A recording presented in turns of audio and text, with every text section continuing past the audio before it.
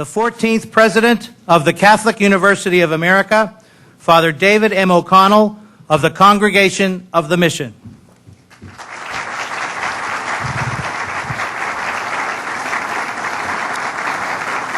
Thank you. Thank you very much. Good afternoon, ladies and gentlemen, and welcome to the Catholic University of America.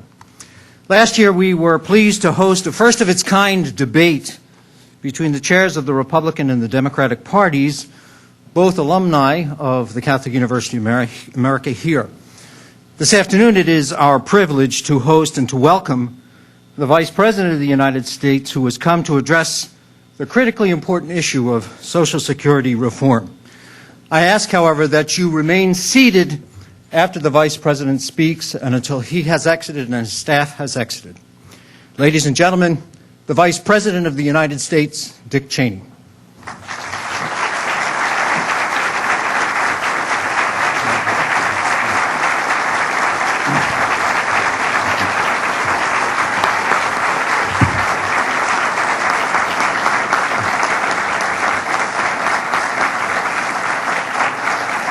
Thank you. Thank you very much. It's good to be with you this afternoon, and I want to especially thank Father O'Connell for hosting this event and for his introduction. I appreciate the chance to visit one of America's great universities and a fine center of scholarship here in our nation's capital. Your kind invitation brings me to Catholic University at the start of an academic term and on the threshold of a new beginning here in the nation's capital. 1 week from today, George W. Bush will be sworn in for his second term as President of the United States. The President and I enter this new term with great hopes for our nation's future. Over the past 4 years, the United States has faced terrorist attacks, military conflict abroad, and a series of tough challenges to our economy, beginning with the recession of 2001. Americans have confronted all of these challenges directly, and because we've done so, all of us in the year 2005 are living in a safer, more prosperous nation. In President Bush's second term, the United States will continue fighting the war against terror and bringing America's enemies to account by countering the proliferation of deadly weapons and by aiding the rise of democracy in the broader Middle East so that region will no longer be a breeding ground for the ideologies of hatred and murder. And here at home, to continue our economic progress, we have a responsibility to reform systems that were created to meet the needs of an earlier era. We're going to work with the new Congress to make health care more accessible and affordable, to reform the legal system, and to raise standards of achievement in public schools, in particular our high schools. And we're going to make sure that the federal government keeps a fundamental commitment to senior citizens long into the future. We will save and strengthen Social Security for our children and our grandchildren.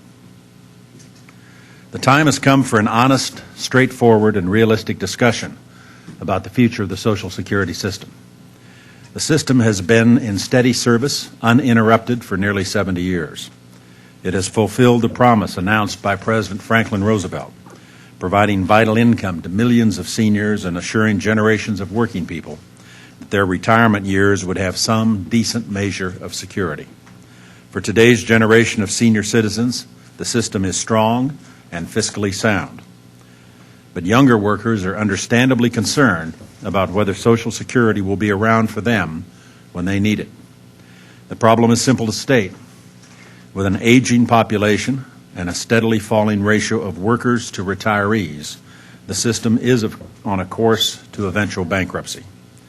Social Security was designed in 1935 for a different world than the one we live in today. It is a pay-as-you-go system in which the benefits that go to current retirees come directly from the payroll taxes of current workers. It is also worth noting that in 1935, the average life expectancy in America was about 60 years, meaning that many people would not live long enough to become eligible for retirement benefits.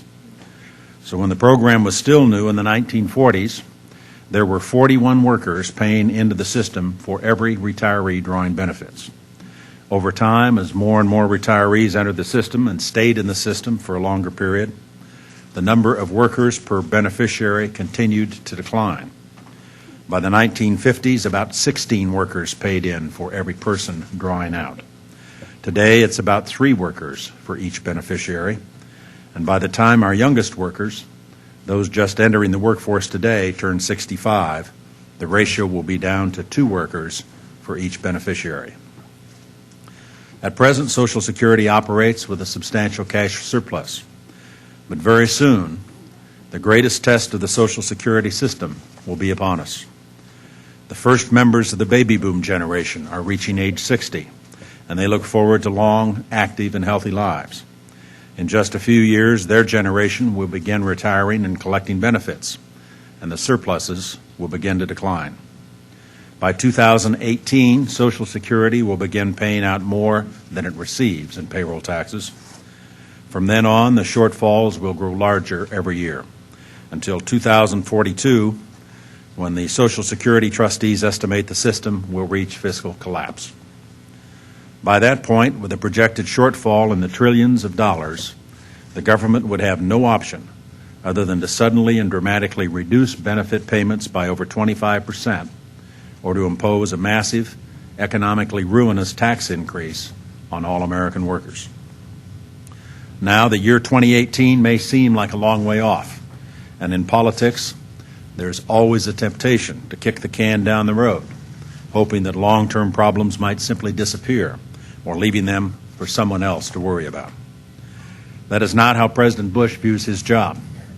As he said many times, he ran for the presidency to confront big challenges, not to pass them along to future presidents and future Congresses. That's the kind of approach Americans expect from our leaders, especially when it comes to a defining national purpose like Social Security. The President knows that the longer we wait to address the coming crisis, the more excuses that are made for inaction, the more difficult and expensive the job will be down the line. So in this new term, under his leadership, we will save Social Security and put it on a path to permanent solvency and stability.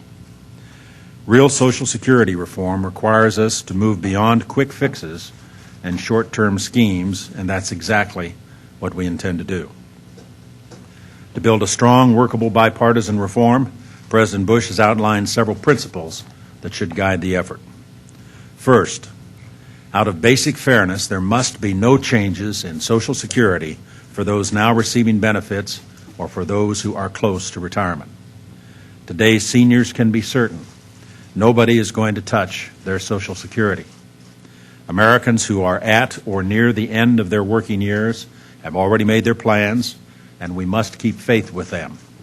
No one is going to take away benefits of today's retirees, and the program as they know it will stay the same for them. Second, we must not increase payroll taxes on American workers. Over the program's lifetime, the government has increased Social Security payroll taxes more than 20 times and failed to fix the system permanently. If we turn to higher taxes to meet the projected shortfall, the payroll tax would eventually have to be nearly 10 times higher than the original rate when the program was set up. We need to remember that raising taxes will not fix the current system as long as the cost continue to rise relative to the size of income that could be taxed. Trying to fix the system by raising taxes would only buy time, and then future generations would need to come back and raise taxes again and again. Combined with the federal income tax burden that is already too high, endless increases in the payroll tax would take a heavy toll on American workers and their families.